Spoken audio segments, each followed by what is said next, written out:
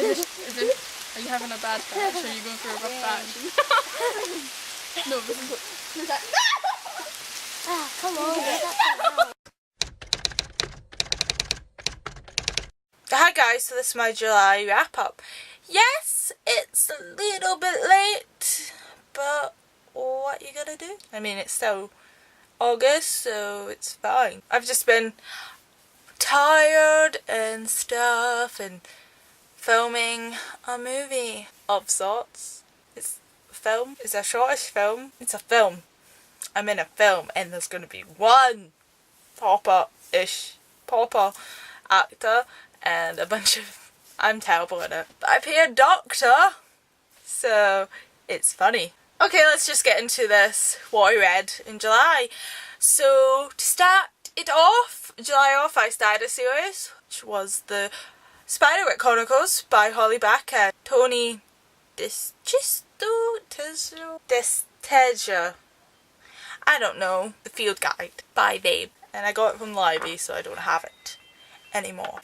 I gave the field guide 4 out of 5 stars. It was okay. Nice short book. Technically a child's book.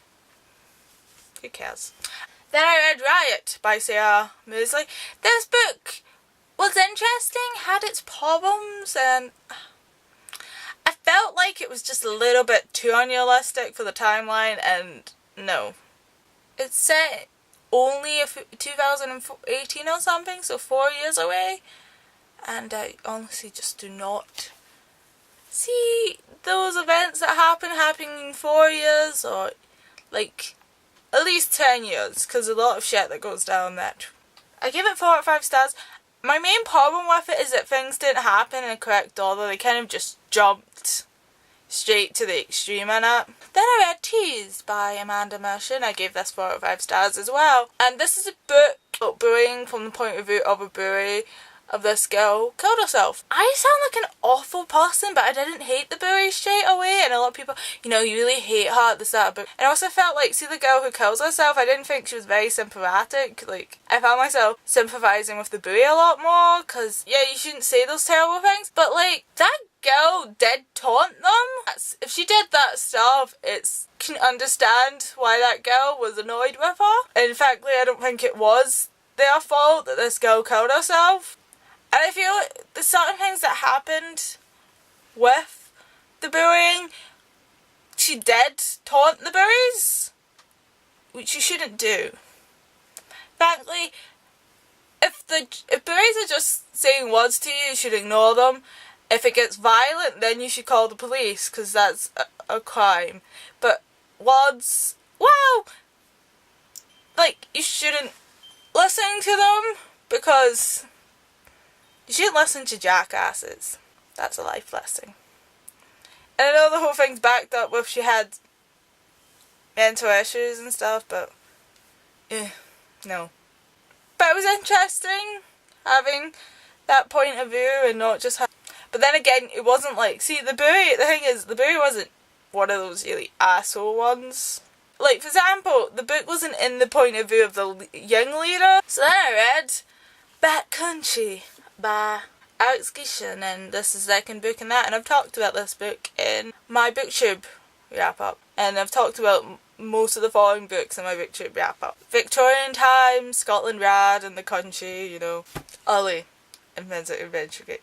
Then I read the first volume in The Umbrella Academy by Jared Way and art by Gabriel Bay, and I would recommend this. It's kind of kooky and crazy. So if you like kooky and crazy things, and superheroes as well, obviously. So then I read Ashes by Lisa J. Beck. And, you know, zombies sort of, but not quite zombies, more brain damaged people go mental and stuff.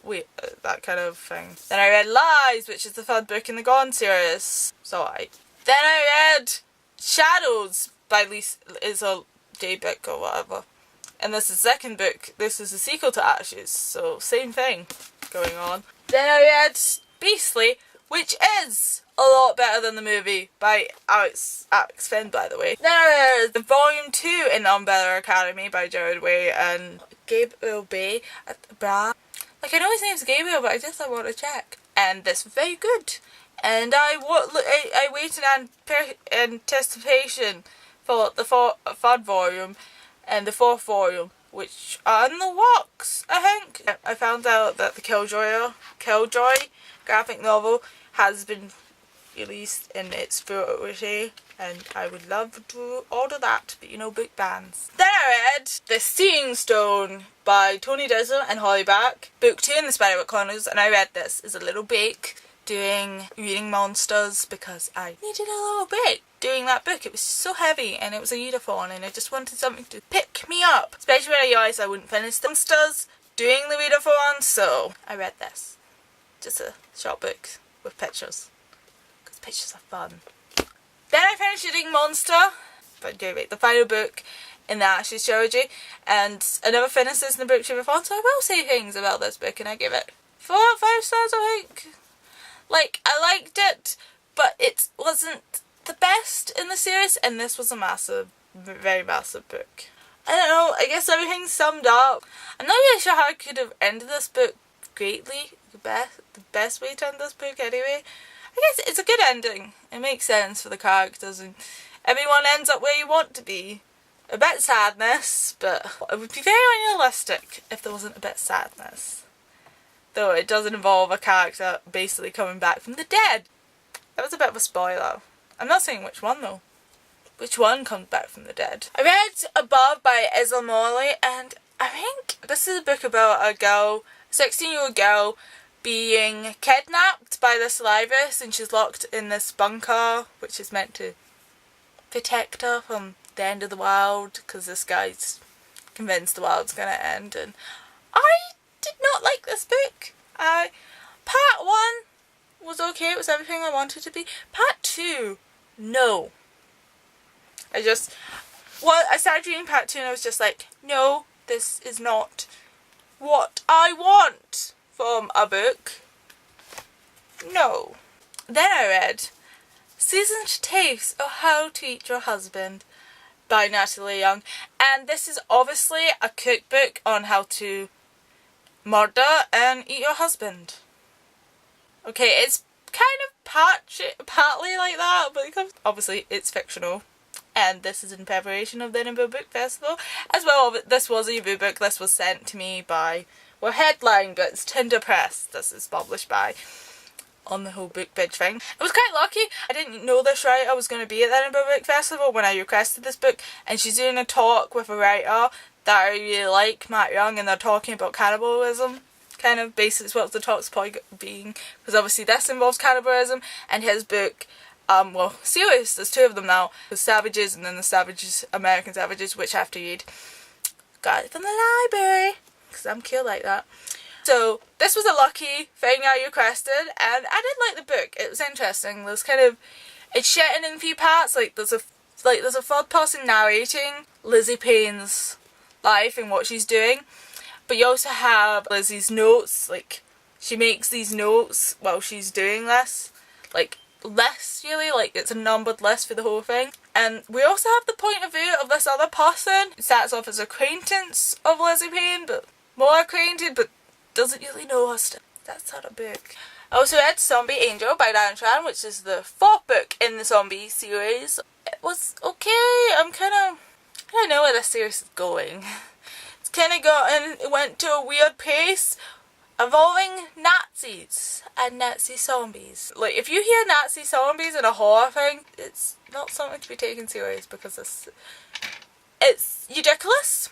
I know zombies is like a metaphor for way humanity just yips each other apart, but going with Nazi zombies is kind of just taking it a bit too literal or too far. I don't know, I can't take something that serious when it involves Nazi zombies, because of the whole horror cliche and the video games and stuff that involve Nazi zombies. You wouldn't think about it as Nazi zombies is a long-standing cliche in horror films. They've been around for a while, and it's kind of weird that this is a cliche. I don't know why. So that was the last book I read in July, and my reading's been really bad lately. It's just, I don't know, I've been feeling ill and weird and busy. My book giveaway ends on Thursday at I want to say 6 p.m, but I feel like that's a really awkward time to end a giveaway. 6 p.m. GMT time. Okay, yeah, my giveaway ends at 11:55 GMT